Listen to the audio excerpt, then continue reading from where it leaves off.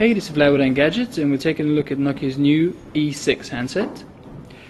So if we can take a look around the size and the back of the device first of all. So this has a 2.5-inch screen, which is quite special because it has VGA resolution and it has 326 ppi pixel density, right? Stainless steel back cover there, and also stainless steel bezel for the camera. It's an 8 megapixel camera, dual LED flash, 3.5-inch headphone jack on the top. And what is that port for? That's the micro SD card door. Yep, and the power and lock button on the top there. And here we've got a micro USB port on the side. Do you have the old legacy 2mm power port? Or? Yeah, we do. That sits on the bottom, and it supports the charging via that port, and also supports USB charging as well. Cool. Excellent. So USB on the go, I must mention that as well while we're on the subject of USB. Yeah. So supports all those use cases that you've seen on previous. And is it an AMOLED screen that we're looking at? No, this is an LCD. An LCD, that's cool. So it's touch and type, so you've got your QWERTY keyboard there and a touch screen on the top as well. So could you just take us through the home screen a few times so we can see the new AN interface and the way that the home screens scroll through? Okay, so this device has up to 5 home screens with 3 widgets per home screen.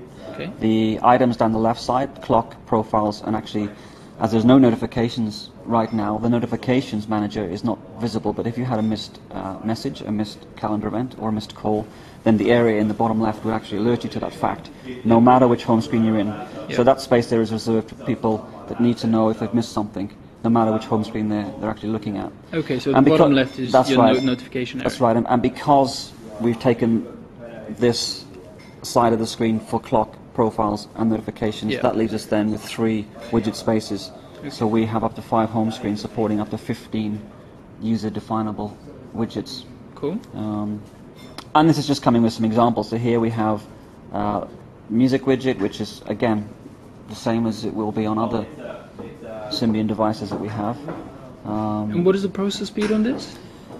The processor is the same as the other Symbian devices, so it's the 680 MHz processor with graphics acceleration. Is that ARM11? Yeah, it's the same as the others. ones. Okay, well we can look that up. Yeah.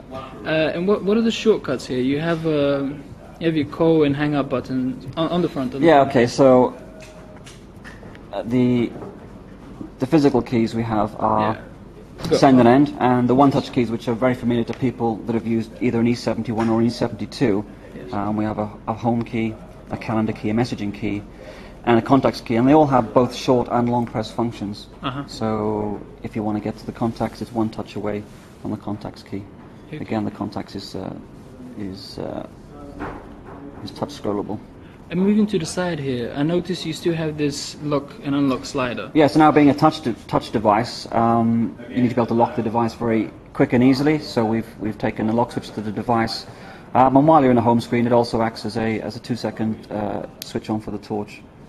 Sorry about your eyes. That's okay. So that's a nice little feature which we built onto the lock switch, which again is the same as other Symbian devices in the range. But now you have the option, because you have the lock switch here, but you also have the power/lock button on the top. Of course, yeah, you do. So if you want to use the power button, you can do that to get up the options. So it's the usual options that you're familiar with there.